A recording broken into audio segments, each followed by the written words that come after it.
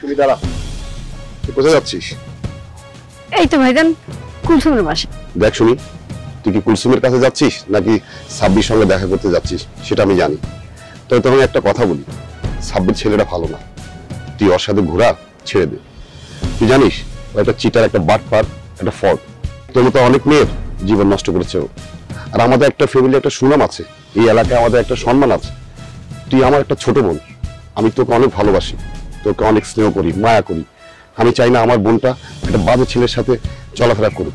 হয়েছে ভাইয়া, তুমি অনেকক্ষণ ধরে অনেক লেকচার দিয়েছো, আমি চুপচাপ শুনেছি। আসলে তুমি চাও না সাব্বিরের সাথে আমার রিলেশন থাকুক। কেন চাও না জানো? তুমি তোমার বন্ধুর ভাইয়ের সাথে আমাকে বিয়ে দিতে চাও, এই জন্য চাও না তুমি সাব্বিরকে যে আমি ভালোবাসি। আচ্ছা, আমার কি নিজের সকালত বলে কিছু নেই? আমি কি নিজের পছন্দ মতো কাউকে বিয়ে করতে পারি না? সেটা তুমি চাও না। তুমি বড় ভাই হয়েছো, তুমি শুধু তোমার বড় ভাইয়ের কর্তৃত্ব ফলাতে চাও। তুমি চাও না আমি ভালোবেসে বিয়ে করে সুখে সংসার করি। বুঝতে পেরেছো? দেখ শুনি, আমি কিন্তু তো খারাপ চাই না। আর তুই মনে করতেছিস আমি তোর সাথে মিথ্যে কথা বলতেছি? আমার বন্ধুর ভাইয়ের সাথে তো বিয়ে দেওয়ার জন্য আমি সব কথা বলছি। তুই ভিতরে ভিতরে খবর নিয়ে দেখ, সত্য কথা বলছি আমি। সাব্বির ভালো না, তুই আমার আদরের ছোট বোন। আমি চাই না আমার বোনটা নষ্ট হয়ে যাক, একটা খারাপ ছেলে হাতে পড়ুক। প্লিজ বোন, আমি তোর হাত জোর করছি, এখন সময় আছে, তুই ওর কাছ থেকে ফিরে চলে আয়। আর একটা কথা বল, তুই আমার কথা যদি বিশ্বাস না করিস, তুই ওকে বিয়ের প্রস্তাব দে। দেখ ও তোকে কি বলে।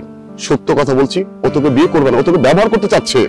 ওকে ফাইন, তুমি চাও যে সাব্বির আমাকে ভালোবাসে কি ভালোবাসে না সেটা প্রমাণ দিতে? ঠিক আছে, আজকে আমি সাব্বিরকে এই কথা জিজ্ঞেস করে তোমাকে প্রমাণ দিয়ে দেব। শুনি শুনি,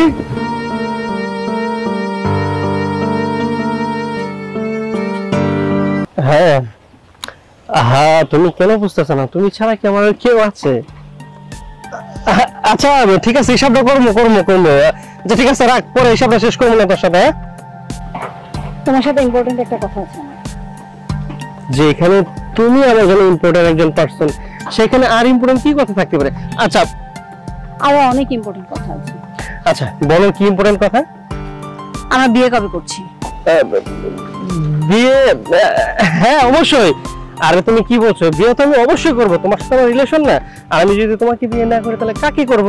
হ্যাঁ ঠিক আছে, বিয়ে করবো, কিন্তু সেটা কবে? আরে এটা কি মানে মগের মূল্য নাকি? বল না এখন বিয়ে করবে।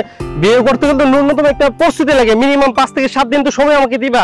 এখন হুট করে যদি বলো চলো বিয়ে করে, তাহলে হবে? তুমি যদি বলতে এক কাপ চা খাবো, ডাক দিলাম এভাবে একটা চা দিয়ে দিত। তুমি যদি বলতে যে একটা বার্গার খাবো, সেটাও সম্ভব। তুমি যদি আকাশের চাঁদ, সেটাও সম্ভব। কিন্তু বিয়ে তার ঝন্তন করা যাবে না। মানে এটা কোন ধরনের কথা?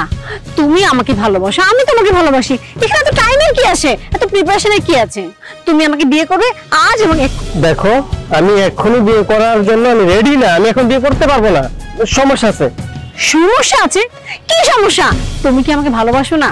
আরে বাবারে, ভালো কেন বাসবো না? ভালো তো তোমাকে বাসি। ভালোবাসা আর বিয়ে করা কি এক? ভালোবাসার সাথে বিয়ের কোনো সম্পর্ক হবে? আরে বাবা, আমরা মাত্র ভালোবাসাটা শুরু করছি, বেশি দিন তো হয় না। শুক্র আসতে দিন এসে ধরো 7-8 মাস হচ্ছে মাত্র।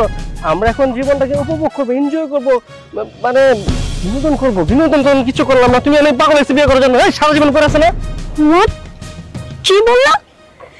বিনোদন? তার মানে তুমি বিনোদন নেওয়ার জন্য আমার সাথে প্রেম করছো? ছি ছি ছি সাব্বির, আমি ভাবতেও পারিনি যে তুমি আমার সাথে এভাবে টাইম পাস করবে। আমি তোমাকে কত ভালোবাসি, অথচ তুমি আমাকে ধোঁকা দিলে। আমার ভাই ঠিকই বলেছিল, আমার ভাই বলেছিল তুমি আমাকে ভালোবাসো না, তুমি শুধু টাইম পাস করার জন্য আমার সাথে রিলেশন করছো। তোমার লাইফে আরো অনেক মেয়ে আছে, তুমি শুধু আমার জীবন না, তুমি অন্য অনেক মেয়ের জীবন নষ্ট করেছো। এখন দেখছি ভাই ঠিকই বলেছে, তুমি আমাকে ভালোবাসো না।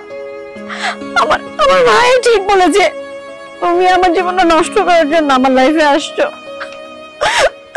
হ্যাঁ তুমি ঠিকই বলেছো, তোমার ভাই তোমাকে ঠিকই বলছে। আমি তোমার সাথে টাইম পাস করার জন্য চাইছিলাম রিলেশনটা কন্টিনিউ করতে, কিন্তু সবকিছু যেহেতু তুমি জেনেই গেছো, এখন আর লুকায় লাভ কি? যাক, বিমানটাও যাচ্ছে, আমিও যাই।